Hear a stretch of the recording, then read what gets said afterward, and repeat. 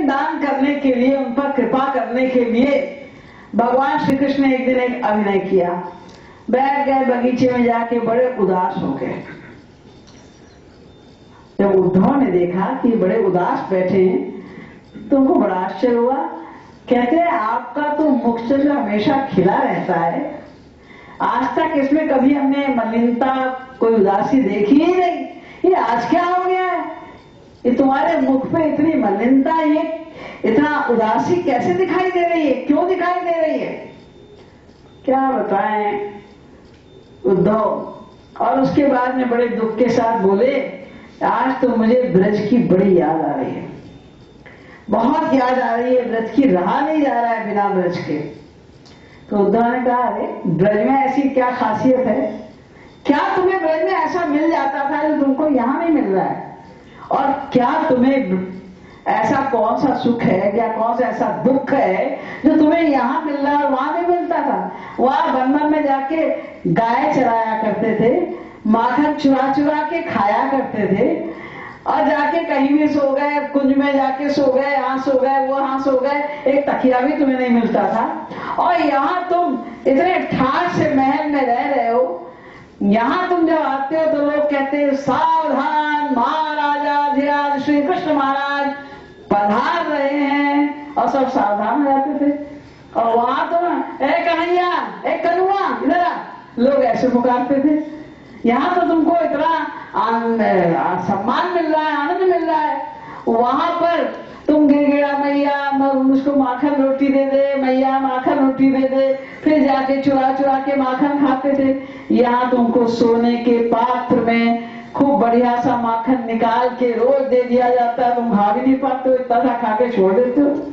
इतना माखन तुमको यहाँ पर मिलता है, तो यहाँ तो सब कुछ और अच्छा ही अच्छा मिल रहा है, तो तुम्हें ब्रज की क्यों याद आ रही है?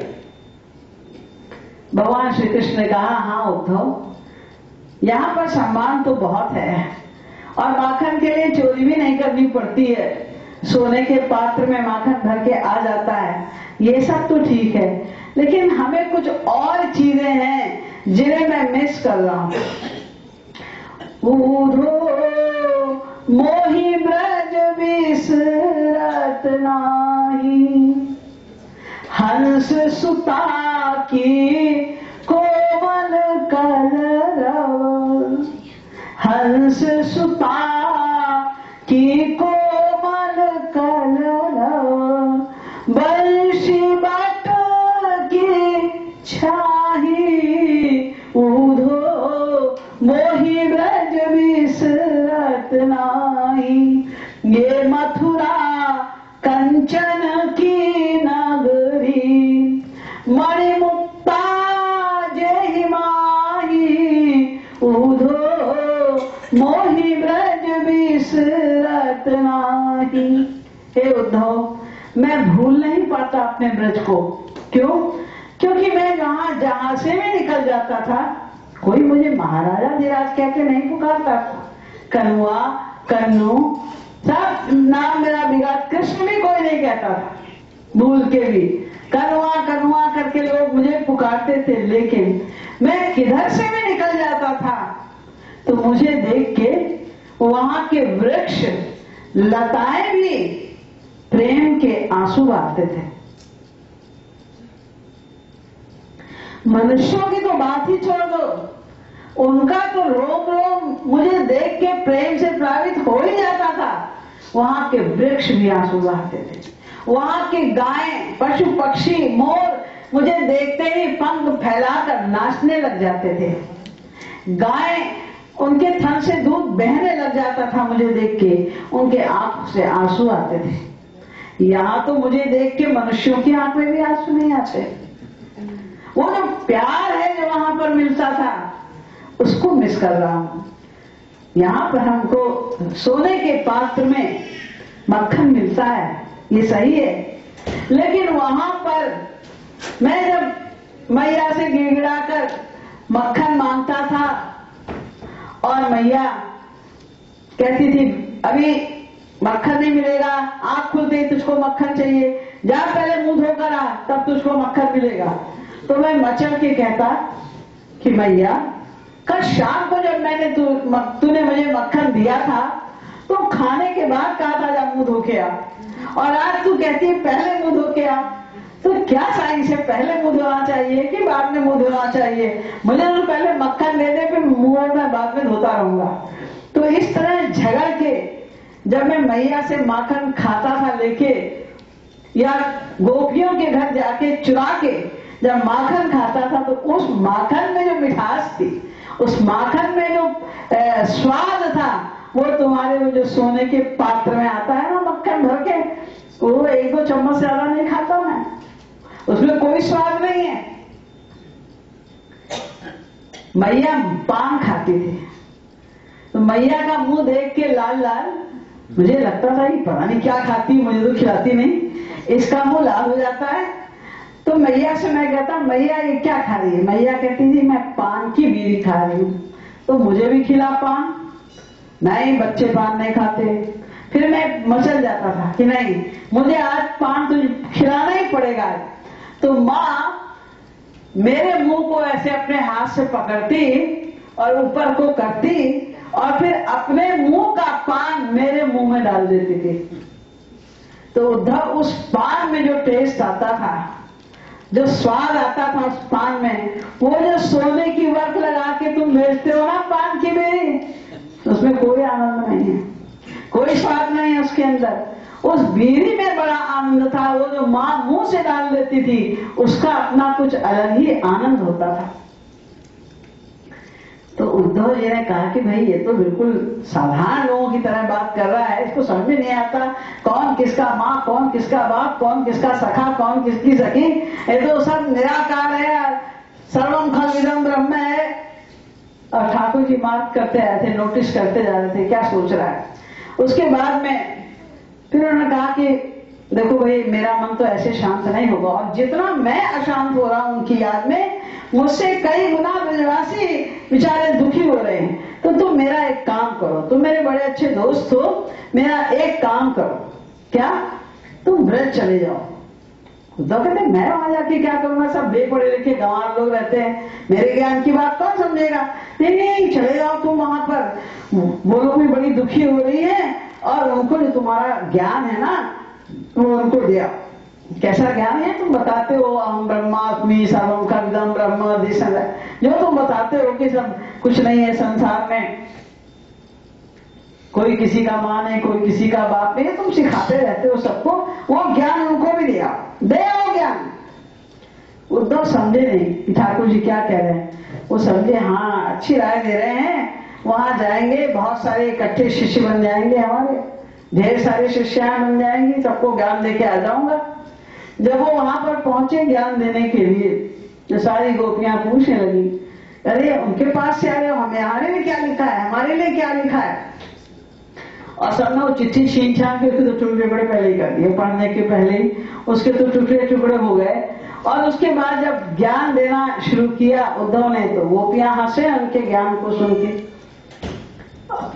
तो गोपियों ने कहा, ऊधो तुम भये बोरे, पाती लेके आए दौरे, योग कहाँ राखे यहाँ रोम रोम श्याम है।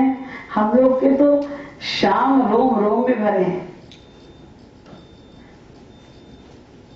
श्याम तन श्याम मन श्याम ही हमारो धन, आठों याम ऊधो हमें श्याम ही सुकाम है।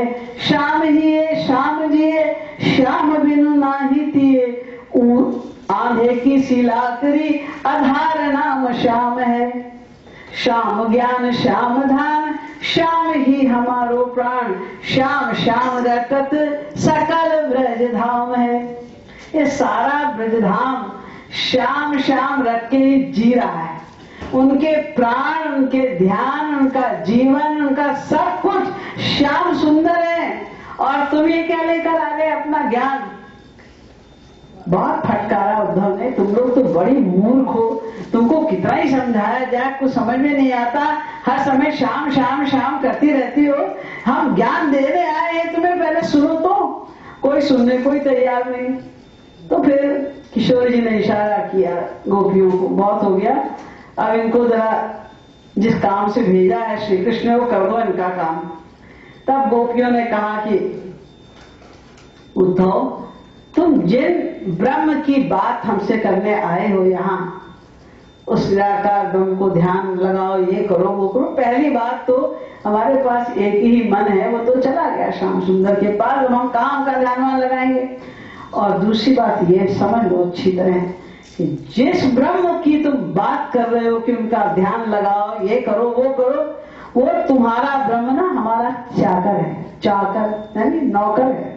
हमारे पीछे पीछे पागलों की तरह भागता है, दौड़ता है, हमारे काम कराता है, हमसे बात करने के लिए लालायित रहता है।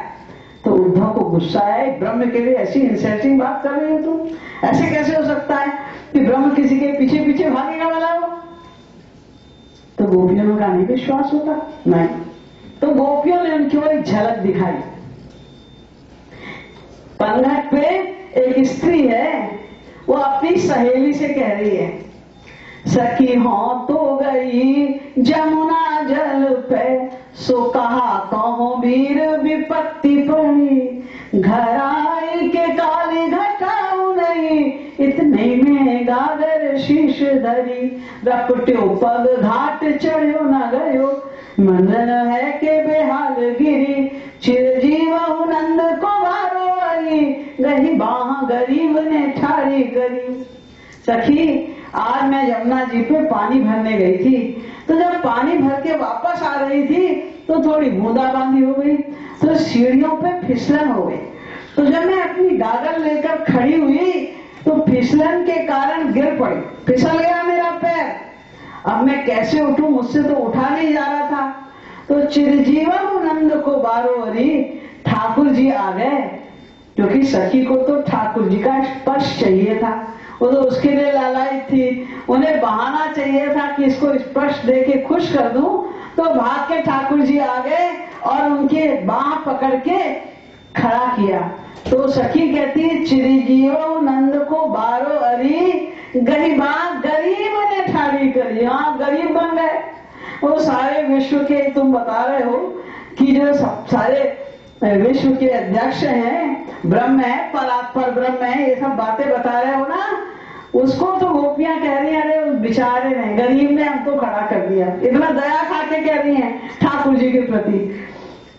फिर दूसरा दृश्य देखा उद्धव जी ने कि एक सखी जा रही दही बेचने और ठाकुर जी पीछे पीछे लगे, थोड़ा सा दही दे दे, अरे दे दे ना, थोड़ा सा दही दे दे, अरे मेरी ओर देख ले, मुझसे प्यार कर ले, ऐसे बोल रहे ठाकुर जी, गिड़गिड़ा के बोल रहे हैं। और गोपी क्या कह रही है, डांट रही है उसको। ये नहीं कि अच्छा हमारे तो बड़े भाग्य हैं जी, हमसे बड़े प्यार से हो, ऐसा नहीं कर रही है गोपी, डांट के कहती है, मुंचांचलम चंचल पश्यलोकं, बालोसिना लोकयसे कलंकम, भावम न जानासि विलासिनीनां, गोपाल गोपालन पंडितोषि। मुंचांचलम चंचल, ए चंचल, मेरे आश्रम को छोड़ दे, शर्म नहीं आती तुझको? सारे लोग देख रहे हैं, कुछ संसार का भी कोई नियम होता है, समाज की कोई मर्यादाएं होती है, तो तू कुछ जानता ही नहीं। गोपाल गोपालन पंडितोषि, गाय चराने के अलावा तुझे कुछ नहीं पता, पर इतना ही जानता है गाय कैसे चराई जाती है। सोचिए, जो ज्ञान के स्रोत हैं, जिनसे ज्ञान की उत्पत्ति होती है, वो बेपढ़ी लिखी गोपी 4 फुट का घूंघट काटने वाली कहती है, तू बिल्कुल बेपढ़ा लिखा गंवार है, तुझको कुछ नहीं आता गाय चराने के अलावा। और ठाकुर जी बड़े विभोर है। जब गोपी इतना डांटती है तो ठाकुर जी इतने विभोर हो जाते हैं कि उनकी आंखों से आंसू टप टप बहने लग जाते हैं।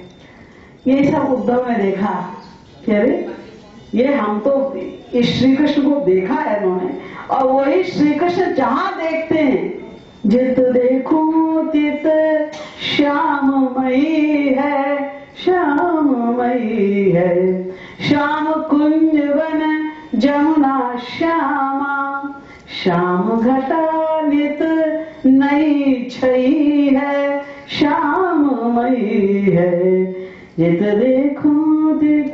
जहां देख रहे हैं बुद्ध जी महाराज, श्याम श्याम श्री कृष्ण दिखाई दे रहे हैं। तब उनकी समझ में आया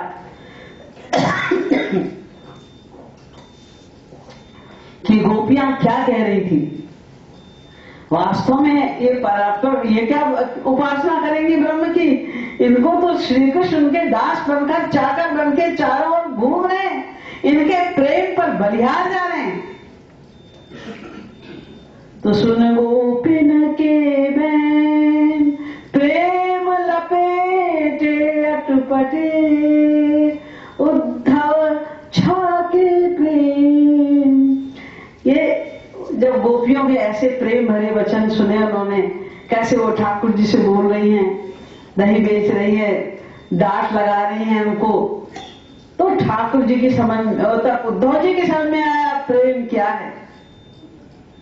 तब उन्होंने कहा कि तुम्हारा प्रेम धन्य है, हमें भी वो प्रेम दो।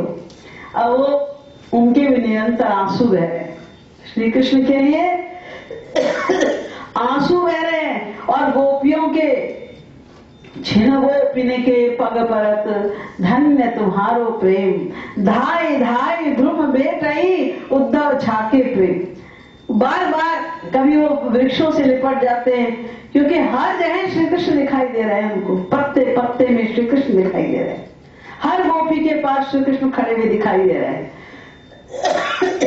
तो कभी गोपियों के चरणों में गिर जाते हैं, कभी वो लताओं से लिपट जाते हैं, कभी पत्तों से लिपट जाते हैं, कभी पेड़ों से लिपट जाते हैं, और बार बार गोपियों के चरणों में गिर गए, हमें भी ये प्रेम दे दो, हमें भी ये प्रेम दे दो। ये कह कह के रो रहे हैं, छटपटा रहे हैं, भूमि पे लौट रहे हैं, सच्चे प्रेमी की भांति।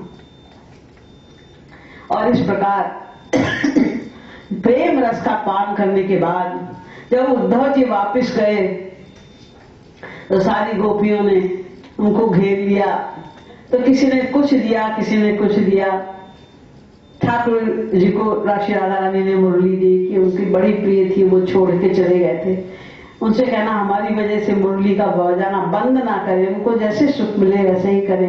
नंद बाबा आ गए रोते रोते कि लो भाई ये घड़ा है दही का, ये लेते जाना, इसको बड़ा अच्छा लगता था। यशोदा जी आ गई हैं कि भाई इसको हमारे हाथ का माखन बड़ा पसंद था, ये माखन ले जाओ। ऐसे सब आए। उसके बाद ईश्वर जी ने पूछा, उद्धव तो हमारे प्राण वल्लभ श्याम सुंदर के पास जा रहे हो यहां से, तो उन्होंने हमारी दशा देखी है कि श्याम सुंदर के बिना हमारी दशा क्या हो रही है, तो तुम श्याम सुंदर को क्या संदेशा दोगे? पूछेंगे ना वो कि गोपियां कैसी हैं, मैया कैसे हैं, बाबा कैसे हैं, वो हालचाल पूछेंगे सबका, तो तुम क्या जवाब दोगे? उद्धव जी ने कहा कोई परेशान मत हो, हम ठीक से सब बता देंगे। क्या बता दोगे तुम? यही कि तुम्हारे उनके बिना तुम लोग की क्या हालत हो रही है, तुम लोग का जीना मुश्किल हो गया है, ये सब बता दूंगा मैं डिटेल में। तो किशोर जी ने कहा, उद्धव तुमको हमने इतना प्रेम का पाठ पढ़ाया, लेकिन तुम रहे बुद्धू के बुद्धू। क्यों तुम ये संदेशा दोगे हमारे श्याम सुंदर को कि उनके प्रेम में, उनके विरह में हम लोग व्याकुल हैं, छटपटा रहे हैं, हमारा जीना दुभर हो रहा है? वे तो बड़े सरल हृदय के हैं, मक्खन से भी उनका कोमल हृदय है, वे ये सुन के दुखी होंगे। और हम अपने श्याम सुंदर को, अपने प्राण वल्लभ को दुखी करें, ये प्रेमी का धर्म नहीं है। प्रेमी का धर्म है प्रियतम को सदा खुश रखना, सुखी रखना। इसलिए ऐसी बात कभी मत कहना। उनका फिर तुम बताओ कि हम क्या कहें, क्या संदेशा दें? और श्याम सुंदर को जाके, उद्धव तुम तो ज्ञानी हो, एक बात बस याद रखना माइंड में, और फिर तुम्हें जो समझ में आए तुम कह देना। क्या बात? कि कुछ भी तुम उनको बताना हम लोगों का समाचार, तो ऐसा समाचार ही बताना जिससे उनके मुख की मुस्कान में थोड़ा भी अंतर ना आए, मुस्कुराते रहें, प्रसन्न रहें। क्योंकि प्रेमी का यही आदर्श है कि प्रेमास्पद के सुख में सुखी रहना। हमारा ये हाल बताओगे तो वे दुखी हो जाएंगे। तो ये सब लेकर प्रेम का धन लूट के जब वे गए वापिस, तो श्याम सुंदर से क्या कहते हैं? अब वो सखा भी है ना, झगड़ा कर सकते हैं। माधो तुम पूरे ठगहार, बड़े भारी ठग हो तुम तो। क्यों? हमको वहां पर भेज दिया गोपियों के बीच में बेवकूफ बनाने के लिए, और उन्होंने तो हमारा वो पोथी पत्रा छोड़ इच्छाए में दियो बनाए लवा। हमें पोथी पत्रा तो छीन लिया, मैं भी अब तुम लोग की तरह पागलों तरह आंसू बहाता घूम रहा हूँ। मुझे भी उन्होंने ऐसा बना के रख दिया, मेरी तो बुरी हालत बना दी गोपियों ने वहां जाके। तो भगवान श्री कृष्ण ने कहा कि नहीं उद्धव, मैंने कब कहा था तुम उनको ज्ञान देने जाओ? अरे तुम्ही ने तो कहा था कि जाओ देकर आओ ज्ञान। ना, मैंने तो कहा था गोपियों को ज्ञान दे आओ, यानी प्रेम ले आओ। ज्ञान जो है तुम्हारा, उसके भार को वहीं छोड़ाओ और प्रेम लेकर आओ, ये कहा था। तुम समझे नहीं तो मैं क्या करूं? तो ये जो सबसे बड़े ज्ञानी हैं द्वापर के उद्धव जी महाराज, ये उनका हाल है। अब और आगे आइए, इसके बाद द्वापर के ही अंत में वेदव्यास जी महाराज है। उनके विषय में तो क्या कहना है, ये जो भी सुन रहे हैं आप भागवत की इतनी सुंदर सुंदर कथाएं और श्लोक वगैरह सब उनका ही लिखा हुआ है। उनके पुत्र हुए हैं सुखदेव जी महाराज, ये भी परमहंसों के नेता हैं।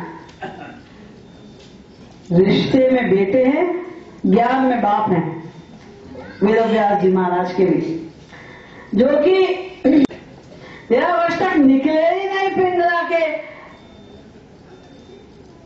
उधर से, कि जब तक ये पक्का ना आ जाए कि माया नहीं लगेगी तब तक मैं बाहर नहीं आऊंगा। वेदव्यास जी पूछते थे, भाई कौन हो तुम, बाहर क्यों नहीं आते हो? तो सुखदेव जी ने कहा, मैं क्या बताऊं कि मैं कौन हूं? मैं कितनी बार आपका बाप बन चुका हूं, कितनी बार आपका बेटा बन चुका हूं, कितनी बार मैं क्या क्या बन चुका हूं, मैं क्या बताऊं कि मैं आपका कौन हूं? और जब वेदव्यास जी कुछ लिखे और कोई श्लोक बोले तो जरा भी कोई गलती हो जाए तो अंदर से बोले हो सुखदेव जी महाराज, अशुद्धम नो वक्तव्यम, अशुद्ध नहीं बोलो। ये अजीब लगता है, बाहर भी नहीं आता है और मैं कुछ बोलता हूं मेरी गलतियां निकालता रहता है, अशुद्धम नो वक्तव्यम। और जब वो आए बाहर, जब वेदव्यास जी ने कहा कि मैं तुम्हें वरदान देता हूं, आशीर्वाद देता हूं कि तुमको माया नहीं लगेगी, आवाज आओ। जब वो आए तो आते ही चल दिए जंगल की ओर, चल दिए और उनके पीछे पीछे वेदव्यास जी महाराज उनको पुकारते हुए जा रहे हैं, पुत्र पुत्र। वो सुन ही नहीं रहे, ऐसा नहीं कि वो इग्नोर कर रहे हैं। यत्र हि द्वैतमेव भवति ततर इतरं जिघ्रति, ततर इतरं पश्यति, ततर इतरं शृणोति, ततर इतरं अभिवदति, ततर इतरं मनुते, ततर इतरं विजानाति। यस्य वा सर्वमात्मैव तत्केनकं जिघ्रेत्, तत्केनकं पश्येत्, तत्केनकं शृणुयात्, तत्केनकं विजानीयात्, विज्ञातारं मरे केन विजानीयादिति। अरे जब जहां पर दो होते हैं, द्वैत होता है, वहां कोई सुन सकता है, देख सकता है, जान सकता है, मान सकता है। जहां पर सर्वमात्मैवाभूत, सब कुछ आत्ममय ही हो गया है, तो कौन किसको सुने, कौन किसको जाने, कौन किसको माने, कौन कुछ नहीं कर सकता फिर तो वो तो समाधिस्थ हैं और चले जा रहे हैं। पुत्रेति तन्मयतया तरवोभिनेदुस् सतम सर्वभूत हृदयं मनम मुनिमानतोस्मि। चले जा रहे हैं और जाके जंगल में समाधि में बैठ गए। इसके पहले देखिए वो कितने बड़े परमहंस थे कि इसके पहले कि वो जाते, रास्ते में कुछ सीन आया एक, कि एक वहां पर बड़ा सा पॉन्ड था, तालाब था, उसमें बहुत सारी स्त्रियां स्नान कर रही थी, नग्न स्नान कर रही थी। तो उन्होंने जब वहां से निकले तो स्त्रियों को देखकर ना उन्हें गुस्सा आया, ना उन स्त्रियों को डांटा उन्होंने, ना उन्होंने उन स्त्रियों को देख के उन्हें कोई लज्जा आई, ना उन्हें कोई खराब लगा, कुछ नहीं। जैसे कोई लक्कड़ पत्थर हो, अपना चले जाने, ध्यान नहीं दिया। और उनके पीछे पीछे जब उनके पिता वेदव्यास आए तो स्त्रियों ने तुरंत अपने कपड़े पहन लिए, ढक लिया अपने शरीर को। तो वेदव्यास जी ने डांट लगाई, मेरा युवक पुत्र